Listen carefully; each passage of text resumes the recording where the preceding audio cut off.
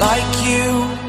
Be strong to hold the powers of the sun.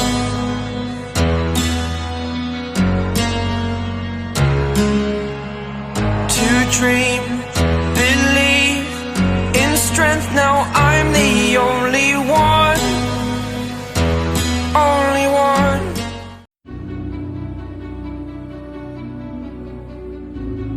पिछले episodes में हम देख चुके हैं कि कैसे लोकी और नॉर्मन ने मिलकर वॉलस्टैक का इस्तेमाल किया ताकि वो लोगों को एसगार्ड के अगेंस्ट भड़का सकें, और अब नॉर्मन प्रेसिडेंट के खिलाफ जाके एसगार्ड पर Eris the god of war की मदद से एसगार्ड पर हमले की तैयारी कर रहा है। अब आगे पर अगले एपिसोड शुरू हो, मैं आपसे यही कहना चाहूँगा कि अगर आप थॉर के सच्चे फैन हो तो वीडियो को पूरा जरूर देखना, और अगर वीडियो पसंद आए तो इसे लाइक करने में कंजूसी बिल्कुल मत करना। और इसी नोट के साथ चलिए इस कहानी को शुरू करते हैं। अब हमारी कहानी शुरू होती है एरिस के सास से, जो अपनी नई आर्मी के सामने खड़े होकर उनको वॉरियर्स बोलते हुए स्पीच दे रहा है। एरिस कहता है, मैं तुमको वॉरियर इसलिए कह रहा हूँ क्योंकि आज तुम वॉरियर ही हो, और अब भले ही तुम यहाँ कैसे भी आ पहुंचे हो, लेकिन आज की इस फाइट में तुम अपने आप को प्रूव कर सकते हो। हम अच्छे से जानते हैं कि हम किसके खिलाफ जंग के लिए ऐलान कर रहे हैं, पर वो लोग ये नहीं जानते हैं कि तुम लोग क्या हो और क्या कर सकते हो। पर मैं जानता हूँ कि तुम क्या कर सकते हो, और अब पूरी दुनिया को पता चलेगा कि तुम लोग क्या कर सकते हो, क्योंकि तुमको अब पूरा वर्ल्ड देख रहा है। और ऐसा कह के एरिस उन सभी हीरोज और विलेन की टीम को वॉर पर ले चलता है। इसके बाद सीन शिफ्ट होता है और हमें दिखाया जाता है व्हाइट हाउस, जहाँ पर विक्टोरिया का कॉल आया होता है। विक्टोरिया प्रेसिडेंट को नॉर्मन के बारे में बताती है कि नॉर्मन एसगार्ड पर हमला करने के लिए जा रहा है। इस पे प्रेसिडेंट कहते हैं, नॉर्मन को ऐसा करने की कोई अथॉरिटी ही नहीं है और मुझे अब नॉर्मन से बात करवाओ। तो विक्टोरिया अपनी सारी सिचुएशन बताते हुए बोलती है, नॉर्मन अब वहाँ से वॉर के लिए निकल चुका है। तब प्रेसिडेंट गुस्साते हुए बोलते हैं, बस अब बहुत हो गया, नॉर्मन अब आउट ऑफ कंट्रोल होता जा रहा है। फिर इसके बाद हमें दिखाया जाता है एसगार्ड, जो कि अर्थ के ऊपर ही फ्लोट कर रहा है, और अब लोकी अपने भाई बाल्डर के कमरे में पहुंच जाता है। लोकी बाल्डर के सामने झुक के बोलता है, मेरे किंग, एसगार्ड को तुम्हारी ज़रूरत है और हमें जल्दी ही अपनी आर्मी के साथ सिटी के गेट के पास चलना होगा, क्योंकि अब अर्थ के लोग एसगार्ड पर हमले के लिए आ रहे हैं। लेकिन बाल्डर अचानक से लोकी को अपने सामने देख के चौंक जाता है। बाल्डर कहता है, तुम्हारी यहाँ एकदम से आने की हिम्मत कैसे हुई? तो लोकी कहता है, एसगार्ड पर हमला होने वाला है। फिर वो दोनों ही लोग जंग के लिए रेडी होने लगते हैं। लोकी कहता है, ये सब कुछ वॉलस्टैक से शुरू हुआ। मैंने मिडगार्ड के नॉर्मन से इसके बारे में बात करने की कोशिश की, लेकिन अब मिडगार्ड के लोग सुनने को ही रेडी नहीं हैं। जिसपे बाल्डर लोकी की गर्दन पकड़ के पूछता है कि लोकी उसके साथ कैसा गेम खेल रहा है। तो लोकी कहता है, मैं कोई गेम नहीं खेल रहा हूँ, मैंने सच में उनको रोकने की कोशिश की पर मैं नाकाम रहा, और अगर ये सब मेरी ही प्लानिंग होती तो मैं यहाँ उन सबको आसानी से आने देता। पर यहाँ पर बात मेरी या तुम्हारी नहीं है, ये सब कुछ एसगार्ड के बारे में है। पर क्योंकि तुम यहाँ के किंग हो तो तुम्हें एसगार्डियन की रक्षा करनी ही होगी और इस बैटल को लड़ना ही होगा।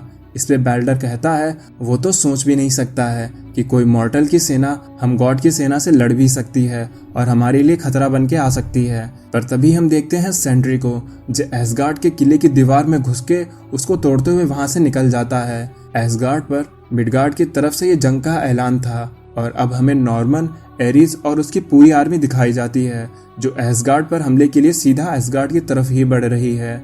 फिर तभी एसगार्ड पर सेंट्री और बाकी के हीरोज और विलेंस एसगार्डियन आर्मी से फाइट करने लगते हैं। तभी फेंडल अपने अगेंस्ट में एरिस को देख के चौंक जाता है और एरिस से पूछता है, लॉर्ड एरिस, ये कैसा पागलपन है? तुम हम गॉड्स के ही खिलाफ क्यों लड़ रहे हो?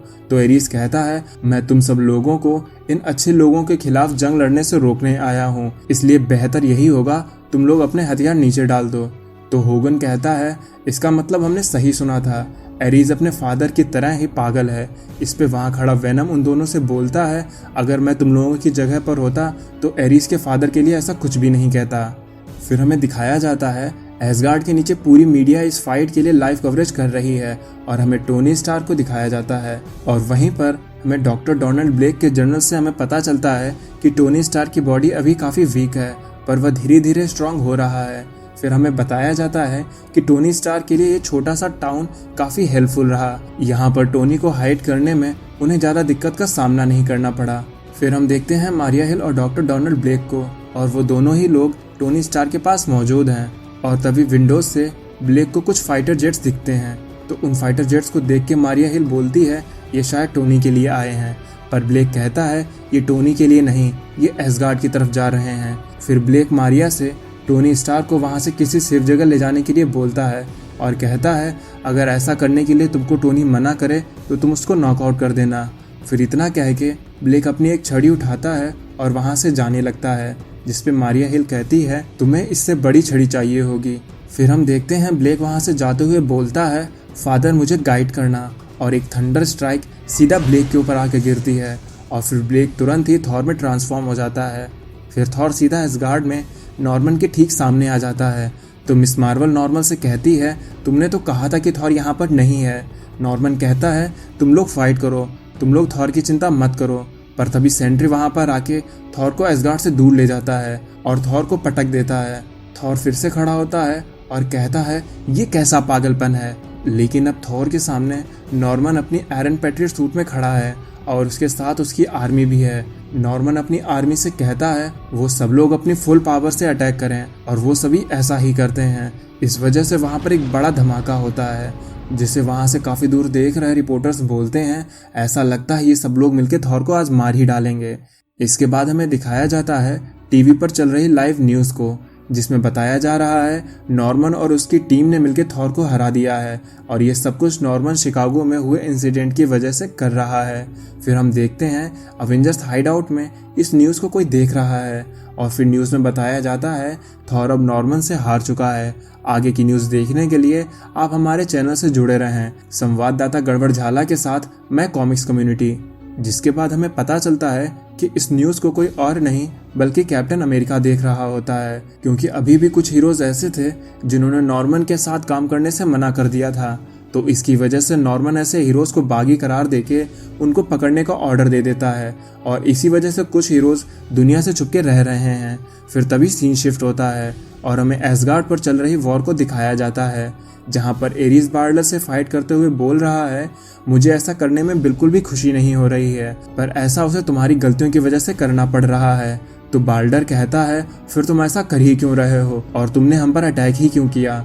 जिस पे एरिस कहता है तुमने एसगार्ड को उस पागल लोकी के हवाले कर दिया और थॉर को भी एसगार्ड से बैनिश कर दिया, और अब लोकी अर्थ पर वॉर स्टार्ट करने वाला है। तुम्हें क्या लगता था मैं ऐसा होने दूंगा और कुछ भी नहीं करूंगा।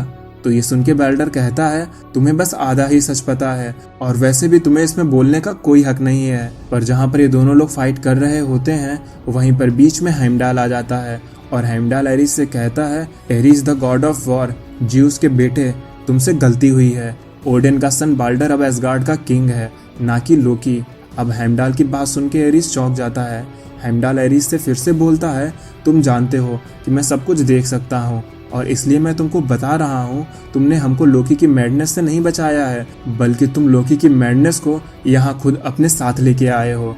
और तुम मेरा विश्वास करो, जैसा कि एक दिन तुम्हारे फादर ने किया था। तुमने यहाँ पर वॉर करके बहुत बड़ी गलती कर दी है, और अब गॉड ऑफ वॉर एरिस जानता है कि हेमडाल झूठ नहीं बोलता है, और वो अपने आसपास चल रही वॉर को देख के समझ जाता है कि उसका इस्तेमाल लोकी और ऑसबॉर्न ने किया है ताकि वो लोग एसगार्ड को यहाँ से हटा सकें। और इसलिए एरिस अब नॉर्मन ऑसबॉर्न पर काफ़ी गुस्से में है, और अब ऐसा लगता है कि नॉर्मन पहले गॉड ऑफ थंडर की रेज नहीं बल्कि एरिस की रेज को देखेगा। और तभी ये एपिसोड यहीं पर ख़त्म हो जाता है, और हम नेक्स्ट एपिसोड में कुछ ऐसा देखेंगे जो आपने कभी सोचा भी नहीं होगा।